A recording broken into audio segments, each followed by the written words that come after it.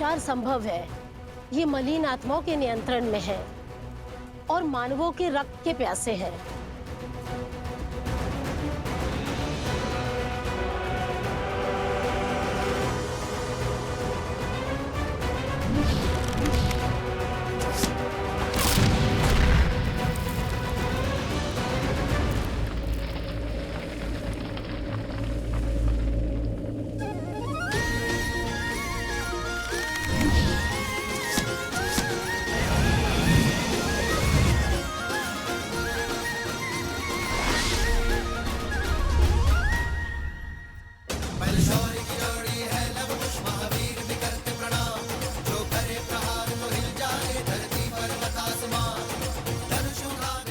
Love कुश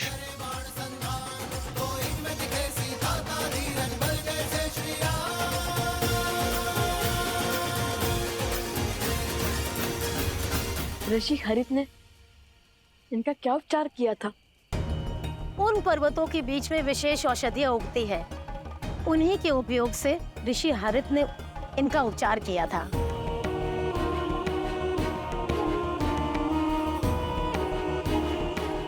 आप और गुरु अवत्सला और भाभी श्री प्रसूता के साथ ऋषि हरित के पास जाइए, हम औषधि लेकर आते हैं।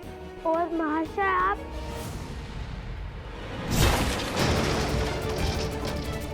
बचाओ बचाओ, भागो भागो भागो भागो भागो। कहा था ना, इनके अस्त्र इनके चरण ही है, जहाँ भय लगा वहाँ भाग खड़े होंगे। पहले हमें इन्हें रोकना होगा, अन्यथा हमारे जाते ही ये आसपास के अन्य गांवों पर आक्रमण कर देंगे। क्या करे भैया, यदि ये असुर होते तो लक्ष्मण रेखा खींचकर इन्हें सीमा में बांध देते, किंतु ये तो असुर भी नहीं है। तुम सदा अनजाने में ही उचित युक्ति सुझाते हो कुश। असुर नहीं तो क्या हुआ, हम इनके आसपास एक अभिमंत्रित रेखा तो खींच ही सकते हैं ना। जो अशुद्ध होते हैं उन्हें सदा शुद्धता से, पवित्रता से संकट होता है।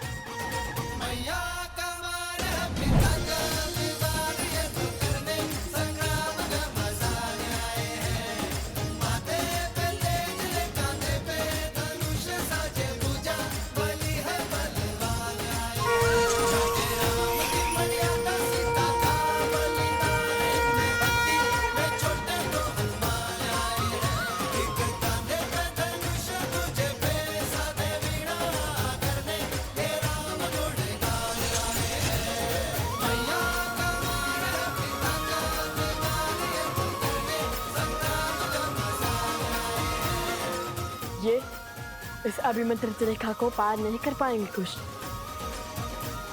आप सब शीघ्र जाइए। सोमकरण, कुश, चलो।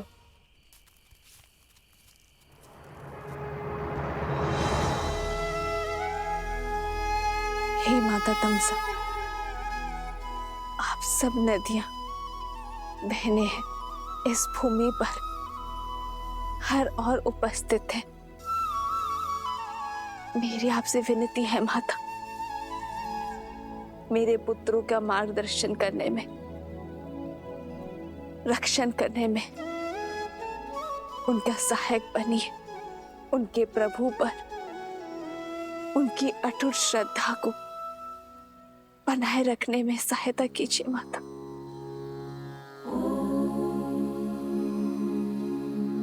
जलनीता पूजनम महानदी देवतानां यथा सर्वाणि देवी सीता प्रीयन्ते तथा तामसः।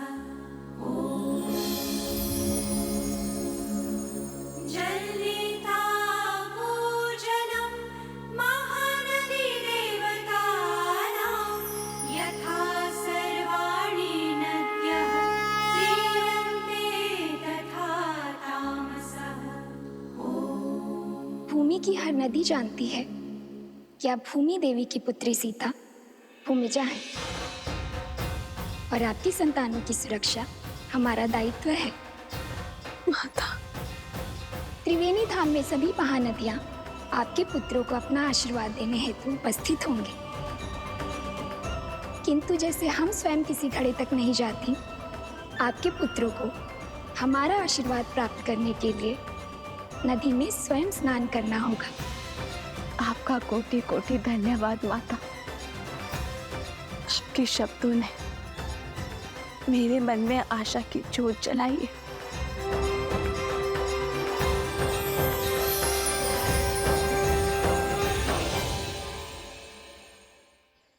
अति शीघ्र चलो, यह अश्व तो पर्वत की ओर जा रहा है। यहाँ हम अश्व की क्या स्वयं की भी रक्षा नहीं कर पाएंगे। चलो शीघ्र चलो।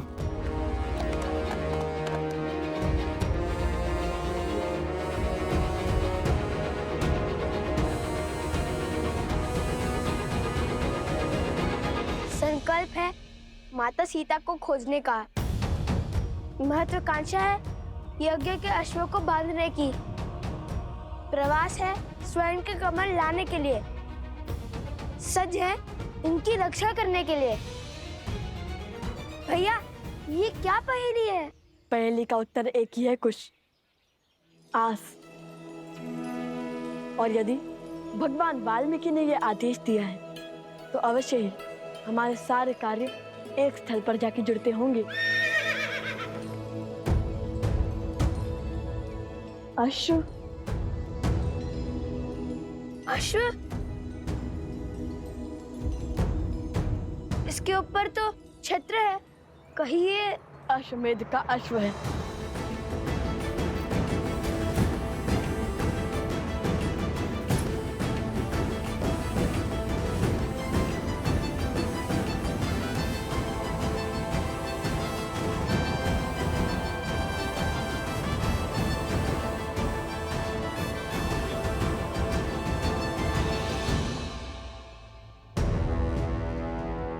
वो देखिए भैया,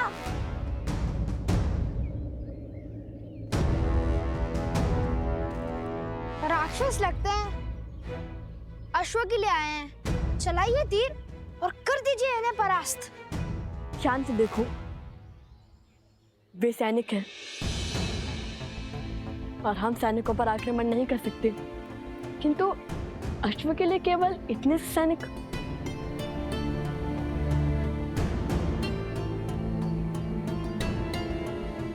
अवश्य ही सेना की बड़ी टुकड़ी पीछे होगी। हमें उनका सामना भी करना होगा। समय कम है भैया, हमें औषधि भी लानी है और स्वर्ण कमल भी। यदि इन्हें ज्ञात ही ना होता कि ये अश्व हमारे पास आ गया है तो कितना अच्छा होता।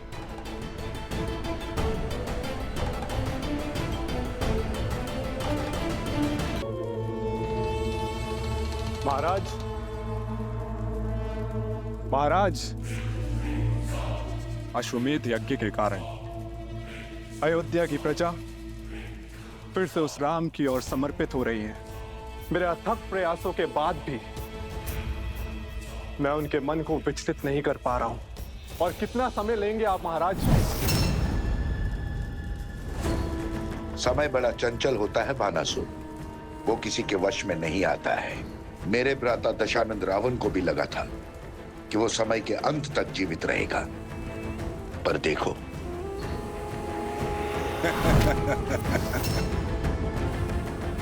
मैं उन बालकों के मन में एक बीज बो चुका हूं, एक सोच कि संसार में ऐसे भी पिता है जो अपने बालकों की सहायता के लिए कभी नहीं आए।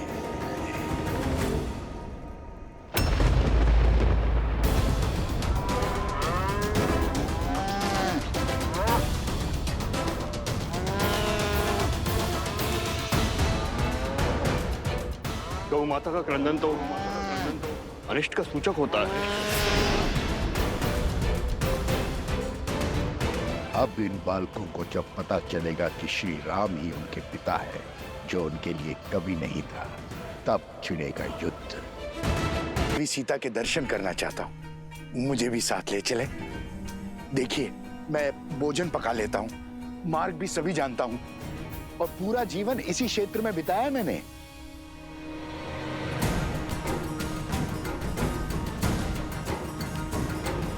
सबकी क्या राय है?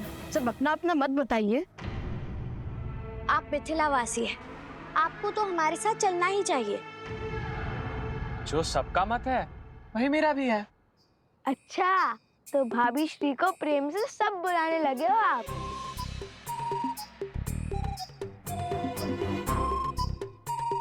अब चलो भी, अन्यथा लव भैया कहेंगे शीघ्र चलो शीघ्र चलो।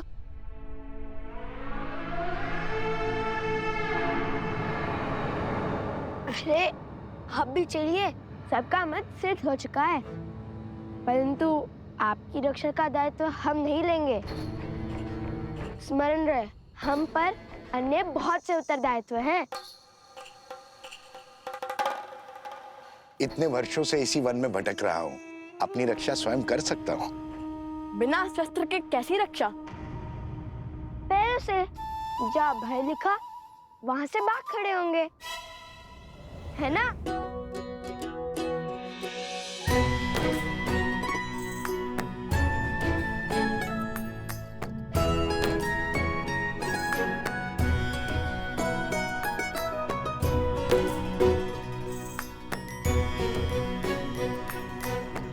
यहाँ तो 2 रास्ते हैं, किस ओर जाना है भैया?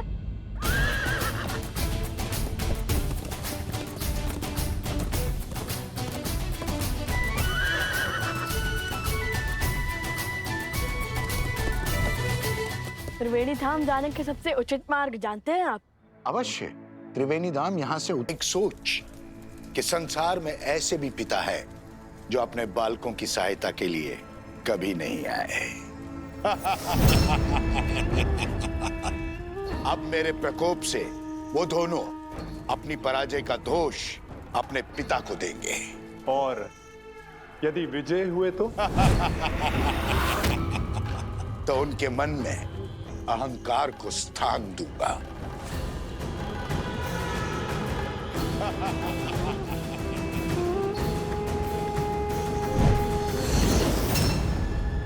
अब उन्हें सत्य बताना मेरा दायित्व है। उन्हें यह ज्ञान देना कि उनके पिता और कोई नहीं, उनके आराध्य श्री राम हैं। और जिस सीता से मिले बिना वो उसके कष्ट को जानकर इतने विचलित हो गए, वो और कोई नहीं, उन्हीं की माता है जिसका राम ने त्याग किया है।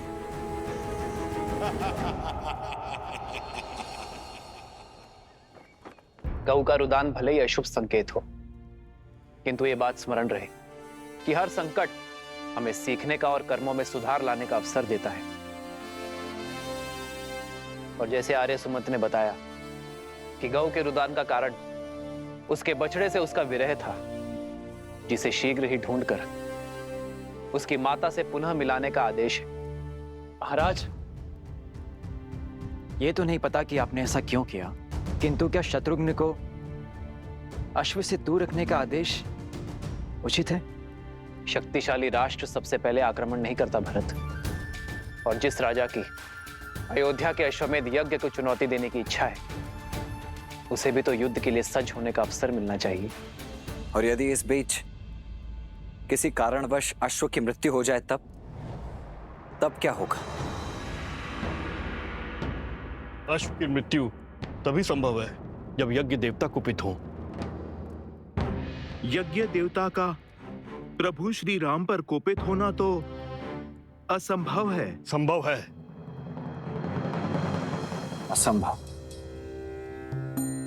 जितनी पवित्रता से भैया ने ये यज्ञ करवाया है, यज्ञ देवता का कुपित होना असंभव है गुरुदेव। यज्ञ में दी आहुति यदि यज्ञ देवता ने ना स्वीकारी तो वो कुपित होंगे। परंतु यज्ञ देवता आहुति स्वीकार करेंगे क्यों नहीं? क्योंकि यज्ञ में मंत्रोच्चार केवल महाराज राम ने किया है, उनकी पत्नी ने नहीं। परंतु महारानी की मूर्ति मंत्रोच्चार कैसे कर सकती है?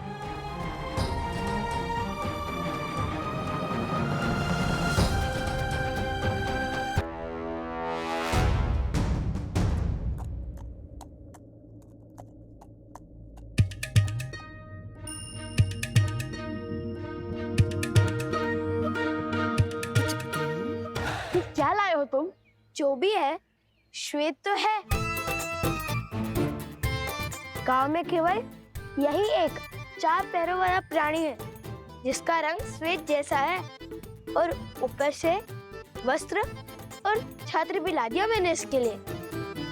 अब चलो अश्व बदल देते हैं। सैनिक थके हुए हैं, हमारा भेद जाने में उन्हें समय लगेगा, तब तक हम निकल जाएंगे। दिख रहा है अश्व किसी को? दिख रहा है क्या? नहीं, लगता है और ऊपर गया है। शीघ्र खोजो उसे। चलो।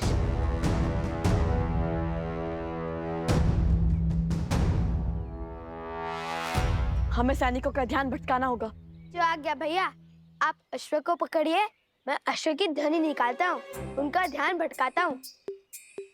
ये अश्व की ध्वनि है या फिर गधे की? पर भैया गधा तो डी चौ करता है।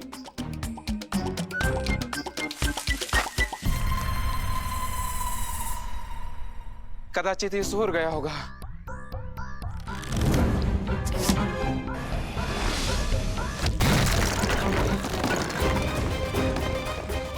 ये सोर क्या ध्वनि है?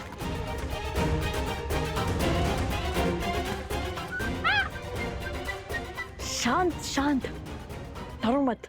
तुम इसे उस ओर ले जाओ जहां मैंने बाण चलाया था। तुम मेरे साथ आओ।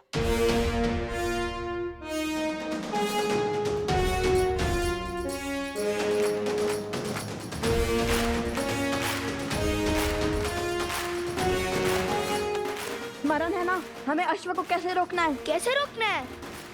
ये बात कब हुई? तो तुम्हें क्या लगता है भगवान वाल्मीकि ने हमें मिथिला के प्रवास के लिए क्यों भेजा था?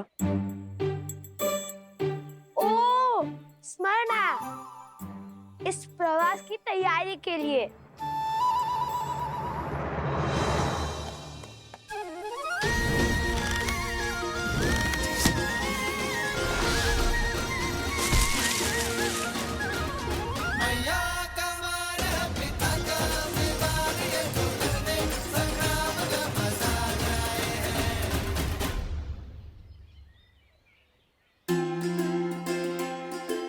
सीताराम भैया, ये तो वही अश्व है। राम सिया राम जय जय राम। राम सिया राम जय जय राम। कदाचित इसका हमारा और सीताराम का कोई ना कोई संबंध अवश्य है। क्यों मित्र, हम स्मरण है ना? उस गधे से भय तो नहीं लगा?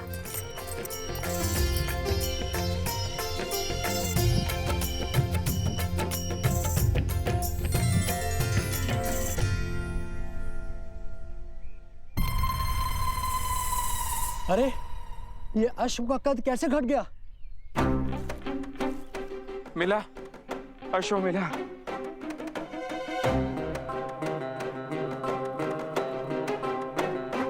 रंग भी बदला बदला सा लगता है। इस काले पर्वत में उसका रंग धूमिल सा हो गया होगा। पर इस पर छत्र तो है, पर अश्व जैसा नहीं है। एक ही वाक्य में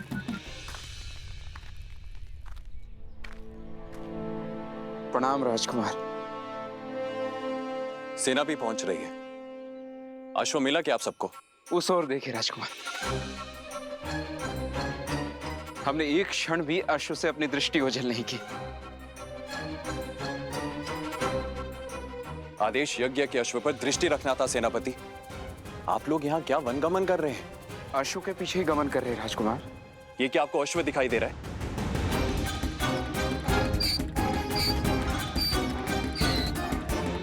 ये एक गधा है आप ही की तरह सेनापति। आप अयोध्या लौट जाइए। सैनिकों, हमें शीघ्र ही अश्व ढूंढना होगा। भैया, औषधि नहीं, हम अभी नहीं ला सकते। वो देखो, पर्वत पर सैनिक है, हम पकड़े जा सकते हैं।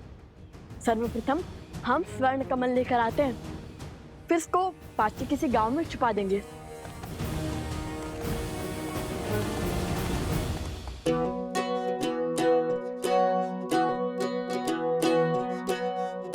सुनो, यह स्थान उचित है। यहाँ पर कोई भी अश्व को नहीं ढूंढ पाएगा।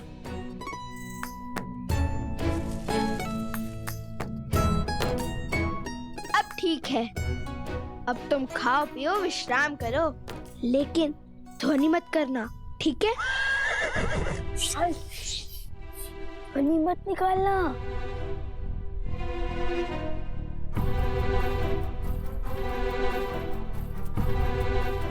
चलो।